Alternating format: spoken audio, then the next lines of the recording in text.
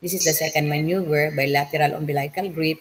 So you're going to use again your your two hands. So one hand, okay, so you are the examiner here. For example, you are facing your client. So here in the picture, so the right hand is palpating the side of the what? The left side of the mother, and the right hand is what? Okay, steady siya, no? The left hand of the examiner is steady siya. Whereas ang right hand sa examiner, mo na siya mo palpate. So palpating the what? The left side of the mother, no? And after that, okay, so mag-change na pod. Pinipalpate sa right side ni mother. Okay, so the left hand of the examiner will palpate the right side of the mother. Then ang right hand ni examiner is what? Steady siya sa left side ni, okay, client, no? Kini siya.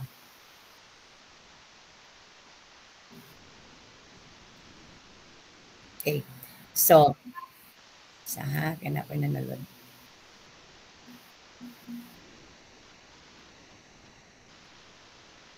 Miss Dasa, could you please reformat your name, full family name? Miss Dasa, Miss Lambo. Yes, ma'am. Okay, please change it.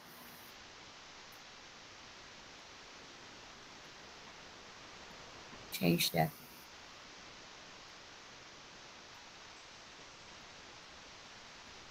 Okay. So this is your second one, the second maneuver, no? Kana siya. Then this is your third maneuver or the pelvic grip, no? So using one hand still facing the patient. So the client, so the examiner grasp the what? Okay, the pelvic area of the what? Of the mother. Can you see, ano? Okay, so to determine the what? Okay, the degree of engagement and mobility, especially if it is cephalic, no? Then the fourth maneuver or the bilateral pelvic grip. So you're going to use two hands now, no? So you're going to press in the what? In the inguinal area of the mother, at least 2 inches from the inguinal area. Okay, so to determine the degree of flexion or the attitude of the presenting part. So kung panalitan gani cephalic siya, i-perform this one. Pero kung di siya cephalic, it is bridge. So wala man yung mga degree of flexion na ang kanang lubot. So no need to perform the what? Okay, this maneuver. Kaning ikaupat, no? Okay. So those are the what? Those are the four maneuvers in pelvic in abdominal examination. Kani siya. Okay. So let's continue with our what? With our discussion regarding the assessment of the fetal what? Assessment of the fetal well-being, no? Okay, do you have questions or clarification, class? Questions or clarification? Okay, none? Okay, assessment of fetal well-being. Okay? So, tanaw na to kung okay ba si baby, ang fetus, or compromised ba ang iyang well-being, no? So, we have discussed yesterday about the different assessment method, no? And one is the fetal movement. So, fetal movement, or we have this one, the what? Fetal kick count. So, quickening begins at 18 to 20 weeks, no, of gestation. Yeah, mas late ang sa primary, mas early ang sa multigravida. Okay? So, here we're going to assess, we're going to count the fetal kick or the fetal movement, no? So, normally, dapat na yung mga at least 3 movements in 1 hour, no? And that is considered normal. Okay? So, if the mother feels that the baby is not moving or there is less movement, no, of the fetus in an hour time, so she has to inform her attending doctor or the healthcare provider kung asa siya nagpa-prenatal, no? Okay, so this patient might be subjected to an ST. So non-stress to what? Non-stress test, no? Maybe scheduled for NST. Okay? So, atong mama, so please remind them also na to give time, no, in recording their fetal movement. Kay ang mama actually, once active na kay si baby sa movement, mo ginay unang matikdan sa mama no nga kung less ng movement sa iyang saman sa iyahang fetus. So, one way to assess fetal movement, no, and the response of the fetal heart rate to the fetal movement is what they call NST or non-stress test. So, measures the response of the fetal heart rate to fetal movement. Okay, Remember class, pag movement gani, musaka gid ang heartbeat, basta movement. Pero kung contraction gani, mo decrease gid ang fetal heartbeat. Okay? So the normal fetal heartbeat is 120 to 160. Okay? So, or it may range also from 140 to 160. Okay? Ang pinaka-borderline natin is 120. So, below that is called bradycardia. And above 160, we call that what? Okay, tachycardia. And these are signs, bradycardia and tachycardia are signs that the baby is not doing well, no? Kanisiya. So, it determines fetal well-being, performed to assess placental function and what? And oxygenation, no? Okay. So, kung sa ganyang result niya, pag reactive gani, pasabot normal. So, it means that the baby's heartbeat, no, mag-accelerate siya of more than 15 minutes within 15 seconds, no, or lasting, no, lasting at least 15 seconds from the start of acceleration to the what? To the end. At least how many times? At least 2 times, no? 2 times in a 20-minute what? Okay, period, no? 20-minute period. So, kung mauni ang result, pasabot normal. Okay, it means negative. Sa pasabot sa negative, wala siya ang saman, dili compromise ang iyahang well-being, no? Okay, so reactive non-stress test means what? Normal. It means negative. We say negative, it means the the fetus well-being is what? Is not compromised. Pero non-reactive, pasabot ana, okay, non-reactive, so either wala nisaka iyang heart rate pag move niya, or kung nisaka manggani, it doesn't what? It doesn't reach 15 beats per minute, means less lang siya, or lasting less than 15 seconds in a 40-minute what? Observation, no? Okay. So, mano siya to ang saman, mano interpretation sa result. Then, for contraction stress test, so pareha po na siya sa non-stress test, but this time, we want to monitor, okay, the fetal heart rate more on deceleration. Muos-os, munaog ang fetal what? Ang fetal heart rate, no? So, the mother is put into simulation labor. So, ni simulation labor, kanabang mura nag-labor sa siya ba? I-stimulate nato ang mag-labor siya. So, there is administration of oxytocin or syntocinon, no, para mo contract ang saman ang uterus, then unsa response sa fetal heart rate every time mo contract ang saman ang uterus. So normally mo decelerate gyud siya, pasabot sa deceleration mo us-us gyud siya. Pero kung fetal movement gani mo paspas siya, mo paspasa. Pero kung contraction gani of the uterus mo sa siya, mo decrease gyud siya, no? So the purpose of this is to assess placental oxygenation and function. So, this is a test to determine kung matolerate ba ni fetus ang labor. No, matolerate ba niya ang labor, no? Determines fetal ability to tolerate the labor and determines also fetal well-being. So, in this kind of examination, the fetus is what? Exposed to the stress or contractions of the uterus, no, to assess the placental adequacy, no, of perfusion under simulated labor what? Simulated labor condition. Say simulated, magkandakta o sa man labor. Induce na to ang saman ang ang mother, no? Kini siya. Pero as what I observe sa tong setting, so mas preferred sa doctor ang NST. Kay non-invasive man gyud siya class. Then you don't need to administer medication sa imuhang unsaman sa imuhang client, no? Okay. So, then ang result, positive siya. Kung positive gani, pasabot abnormal. So, kung sa manifest sa baby, it could be late or variable deceleration, no? Late or variable deceleration of fetal heart rate with 50% or more of the contractions in the absence of hyperstimulation of the uterus. So, which means ang pag-us-us sa fetal heart rate every time mo contract ang uterus is either late siya or variable. So, say variable, it means fluctuating. Okay, fluctuating, no? So, I have here the illustration for us to understand, no?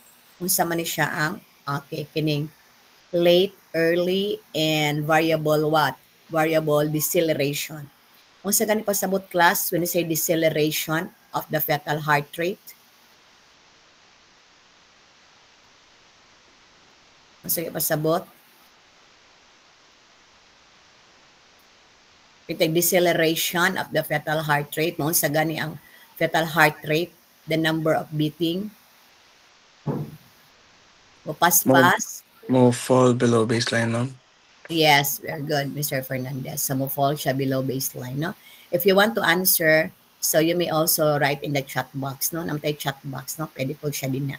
So decelerate pasabot ni os-os, accelerate pasabot ni paspas, beyond the what? Beyond the baseline. Accelerate. Increase of fetal heart rate, no? So that is acceleration.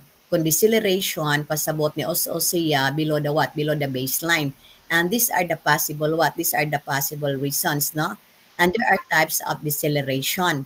So kung early deceleration siya, like this what? Like this first picture, no? So this one is what? This one is deceleration, kini siya. Okay, can you see it, no? So that is what? Deceleration. So, pero early deceleration siya. And look at the graph. So, tanawa ninyo ang graph. So, this one. So, look at the what? Okay, look at the graph, no? Kini siya. So, what have you observed? Ang lower na graph na pattern, that is the uterine contraction. So, uterine contraction. So, here, you can see the uterus, nag-start siya contract. Then, this is the peak. Kanang murag, tumoy-tumoy niya, no? So, mana siya ang peak class, ha? Kana siya. Okay. Then, ang sa ibabaw is the fetal heartbeat, no? So, that mo range na siya between 100 to 180. Then na siya sa tunga-tunga. So, that is around divided by 2 sa mga 280. Okay, na siya sa center, no? So, mabutan na to siya na range na siya mga 160, no? Kini siya din ni 160. So, what have you noticed, class? Sa pattern sa deceleration versus uterine contraction. So, what have you observed sa pattern? So, may obserbahan ninyo sa early deceleration.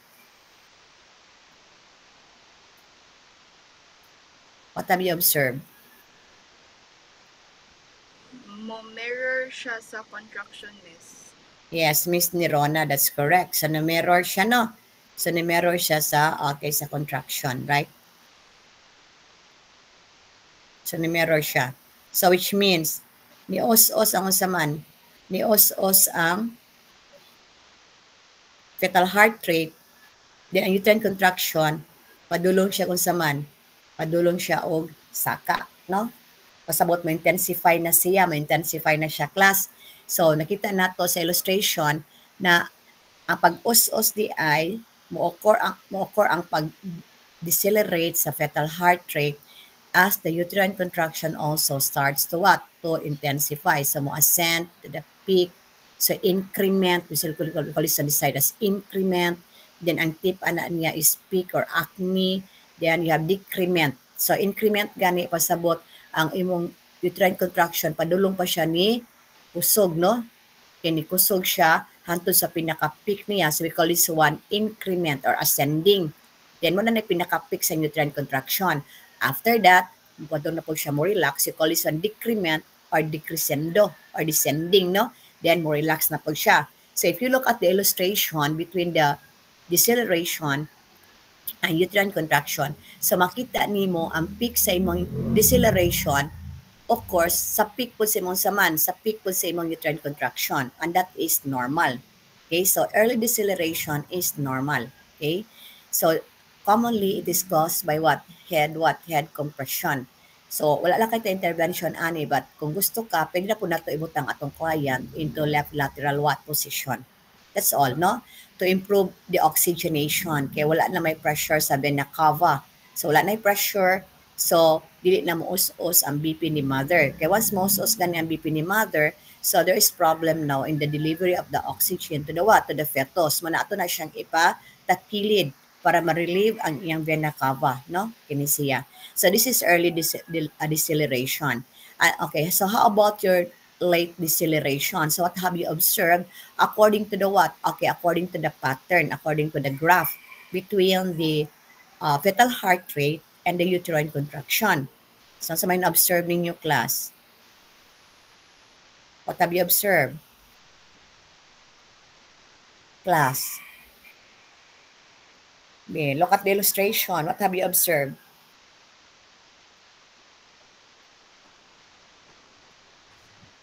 So, naon sa kanus ama ni us-us ang fetal heartbeat in relation to the uterine contraction.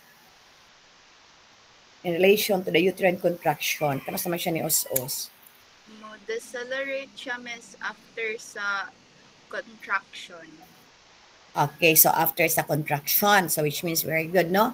Padung naon sa man, more relax ay mohang uterus mo ng late deceleration ang tawag. Okay? Ang kinimagong deceleration of the fetal heart rate, ato na siya in-compare sa occurrence sa uterine contraction. Okay, so in this situation, makita nato, no, based on the graph, that the fetal deceleration or ni also siyang fetal heart rate at that time na ang imong uterus pod nang sa po siya, padung na siya ni relax. Okay, so pasabot ana, there is problem with uteroplacental perfusion. Kaya dapat, after the contraction, wala na lapit ang mga ugat, dapat mabalik na po sa normal ang circulation. No? Okay. So, muna siya ang late deceleration. Now, how about your variable? Sa man ang variable? So, ang variable, deceleration may occur anytime. So, tanawa din na sa ato ang pattern, tanawa din na sa atong illustration. So, makita na to na mo form murag U, ang kuan, deceleration, murag form na U, murag form na V, murag form na M, no?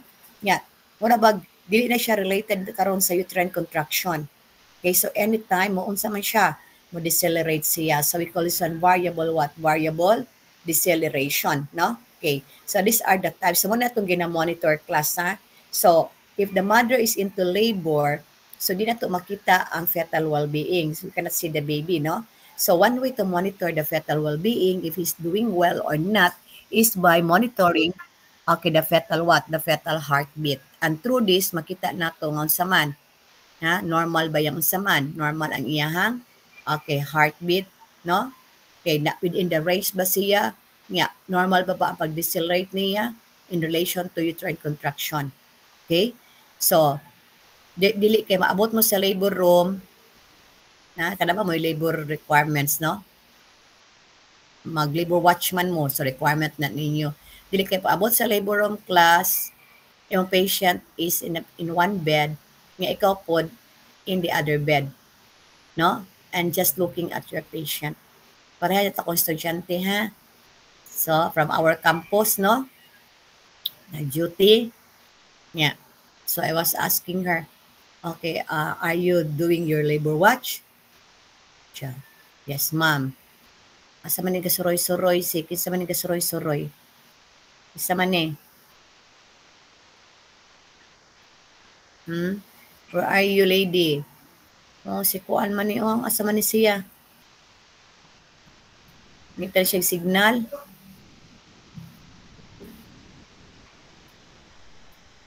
Oh, where are you, lady? Asa man ka pa dong? Asa man kadapit? Where are you now?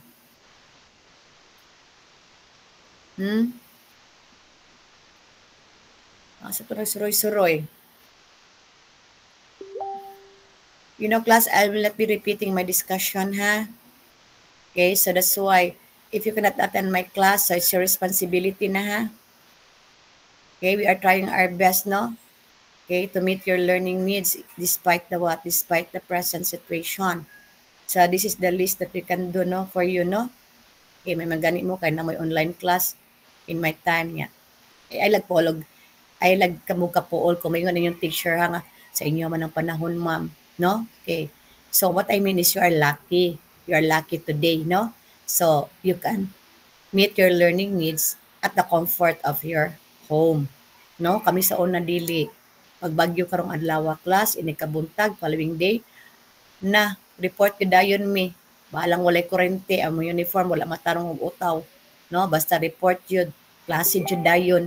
Kamu gani kay you're so lucky, no? Because you have all the convenience, the comfort, no? And still, you're able to meet your learning needs, di ba? Okay, so now, if you are not directly affected with the situation, okay, so, this is a training ground for your class actually. Because when you become a professional manggod, you cannot tell the hospital na, ma'am, dili ko pwede mo duty, ma'am, kay akong relative ngadto sa kani ma'am na-appeal sila sa unsaman, na-appeal sila sa calamity, no? So we have also our obligation. Kano pa lang gina-prepare na mo nga this will happen once you become what professional na you cannot be absent, then you have to report. Na kisa may mo duty dito, di ka mo report. Yung ana gyud atong scenario class. So you choose this you choose this program. You choose this program, you choose this discipline, so you have to prepare yourself. No? Dili kay gamay lang nakuan. Ma'am, no, it's not like that. No? So we should prepare ourselves. No, na there are a lot of times that we have to sacrifice also our what? Okay, our needs, no? For our what? Because of our profession. Ing ana ra gyud atong profession class. But if you will not kanang condition your mind na ing ana di atong profession, then I think this course is not for you. Because this course requires a lot of sacrifices, gyud. It requires a lot of sacrifices. But what I'm telling you is you are so lucky. No? Kaya you have all the convenience, you have all the comfort and everything to meet your learning needs. More good na siya.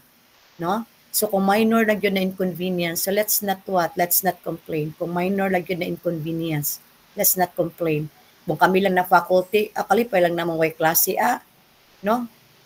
Kalipay lang namang way klase, class ka na pa, no? But you're also after your needs, that's why, no?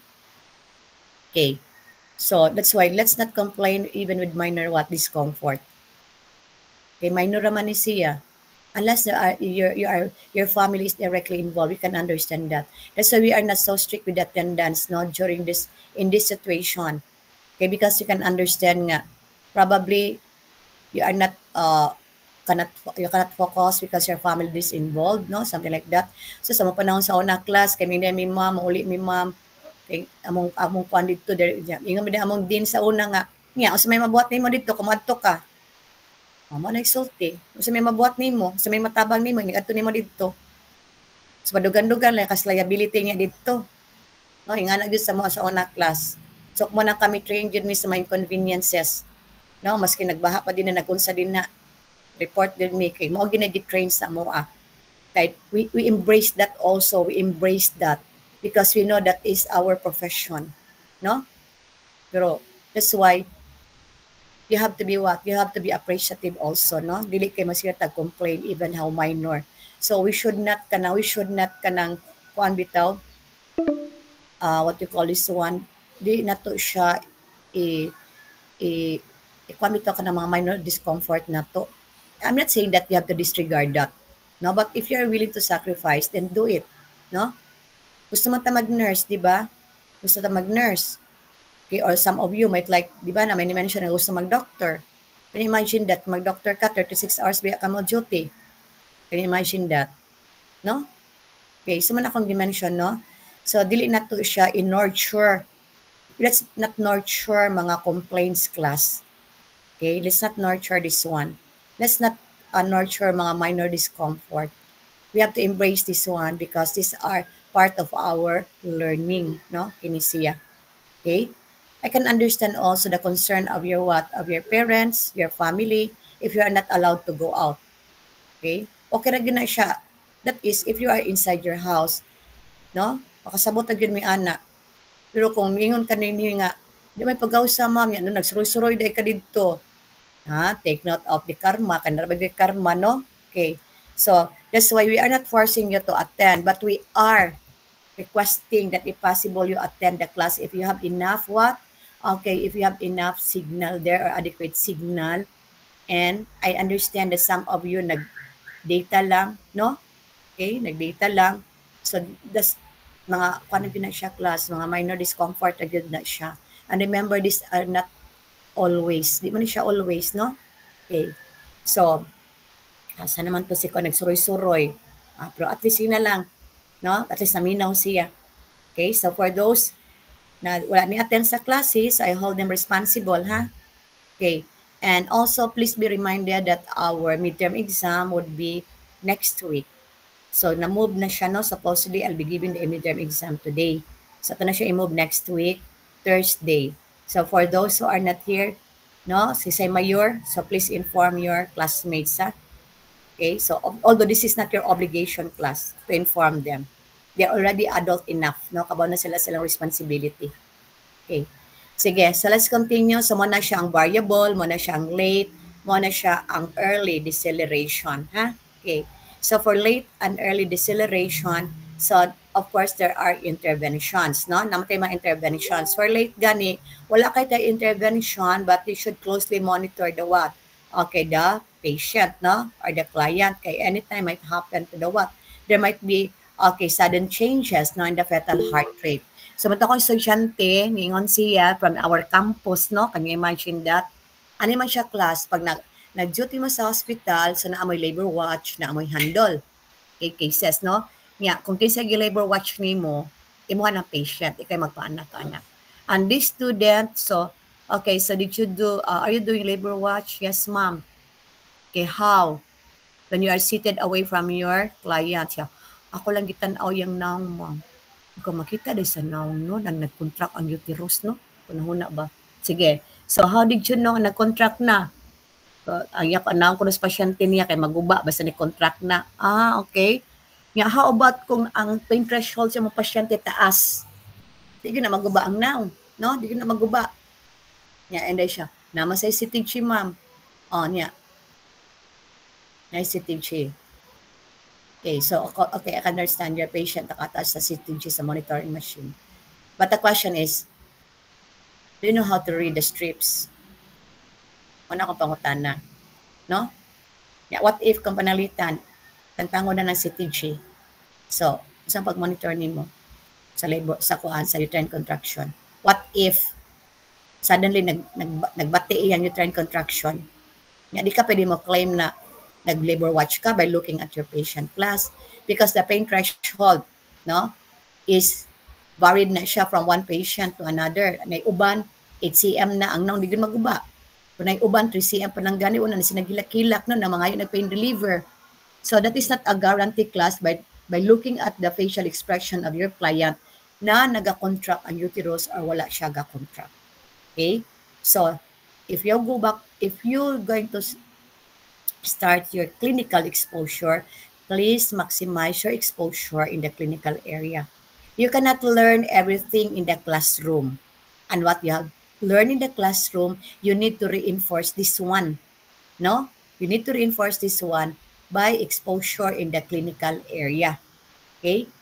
So what you have learned from the clinical area is retained longer than what you are learning from the classroom. Kaya sa classroom, igor mo maminaw. Ya, kung di na siya ma-apply ang concept, it would be hard for you to recall it or to retain it. So one way to retain it is from classroom to the clinical area. Do you understand? So you apply what you have learned from the clinical area. Dili kay paabot sa class, pag-abot sa clinical area, ga-TikTok. No? Okay, to tell you that's true from our campus.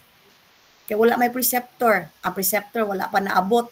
So instead na maadto sa ilang client, okay, to develop their skill in assessment, wala dito nag-TikTok dito nagsayaw-sayaw nga to sa ilahang kuan, lounge area. Okay? And remember, you are bringing the name of the what? Of the school. You are wearing the uniform that bears the name of the school. Yalain kay tanaw, no? Patients will be looking at you, meaning, alay, nga din mga estudyante sa UCPT, no? Oh, so this is a very embarrassing class, no? So, even the students palang ganita, so we have to nurture the what? This act of unsaman, this behavior of a professional nurse. Okay? Behavior, attitude of the professional nurse. Dili kay, estudyante pa man ko ma'am, so it's not like that class. Kaya kung sa ka pa kay estudyante, madala gina nimo sa pagka-professional nimo, kaya it's already your habit. So karon pa lang, let's nurture na, okay, we have to act, okay, our attitude, our behavior, dapat we observe this, okay, observe this behavior and attitude like a professional what? Professional nurse, no? Na feel good na to nga nurse yun ta, no? Okay, once you become a professional nurse, dili na lisod pag-shift, dili na lisod pag-change sa gear from student to the what? To the professional world. Okay? So, you have your deceleration. Di man na ni siya, no? Ang characteristics. Okay, so what would be our intervention class? Okay, pag early gani, wala na kaayo na siya, pero close monitoring lang yun ta, ha? Okay, kay this is due to head compression, ma-compress magid ang ulo, inig contract sa uterus, no? So, ang imong cardiac center, kay ma-inhibit sad siya, so na siya mulo gud iyang heart rate. Pero after that, mo relax na gani, so mabalik na po siya sa normal. So, closely monitored it, or place your client on her left side, not to improve what? Uteroplacental what? Perfusion. Okay, next is late deceleration. So, change maternal position. If there's hypotension, correct it. How? By changing the position of the mother to left lateral position. Increase IV fluid rate as ordered. Okay. Then, discontinue oxytocin. Kung na siya oxytocin. Then, administer oxygen as what? As ordered. So, here on my projection, so you have there the reasons of late deceleration, no? Late deceleration. Okay. So, then you have variable deceleration. So, kining variable usually ominosign din siya, no? Okay, ominosign. Pero the doctor will still give a time frame until when sila mag-monitor. If there's an improvement class, okay, it will jeopardize man na the well-being of the fetus. So, kung wala improvement, mo decide na gyud ang doctor na magunsa naman, mag-CS na gyud. The mother will deliver through what? Through CS, no? Kinesia. Okay? So, example, administer ng oxygen, mag-persist lang gihapon siya, no? Okay, so that's the mode of delivery usually is through what? CS. Rin na ng doctor nga, wala na, batigid kayo ang kuha ni baby, no? Nga, kung pabuton pa nato mahuman ang labor, wala na, basi compromise na kaayo si, okay, si fetus, no? Okay. So, this is for your deceleration. And by the way, before we continue, so in your Leopold's maneuver, so a second maneuver is to locate the fetal box. So ano gatong fetal box? Because it is the area that is said is the what? The fetal heart tone is heard what? Best, no? So we have to locate the fetal box. So you divide the mother's abdomen into 4 quadrant. So kung cephalic ang presentation, nag-una ang ulo, so based on my projection, kinisiya akong gi-project, so these are the areas na pwede nimong ibutang imuhang stethoscope. So kung ang likod ni baby na sa left side ni mother, kung ang likod ni baby na sa right side ni mother, no? Or ang likod ni baby dito sa luyo ni mother, okay? So these are the placement of the what? These are the areas where you place your stethoscope or your what? Stethoscope. Kano sa ganito audible ang fetal heart rate class, what? AOG gani ang audible siya. Sa manang audible. Ng audible? Madungog.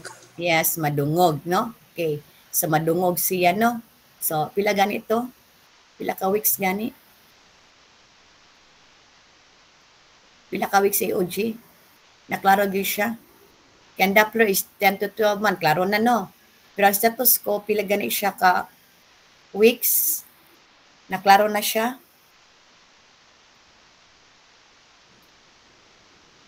20. 18 to 20 weeks, no? 18 to 20 weeks, no? So, klaro na kayang fetal heartbeat, no? Prawal plus sa prawal.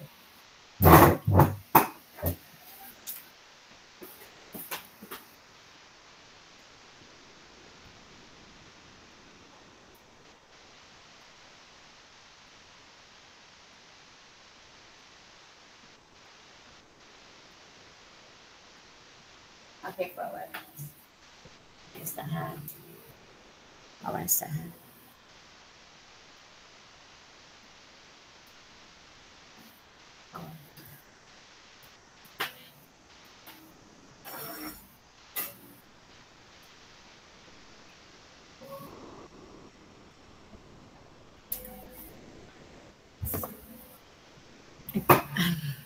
Prawalan.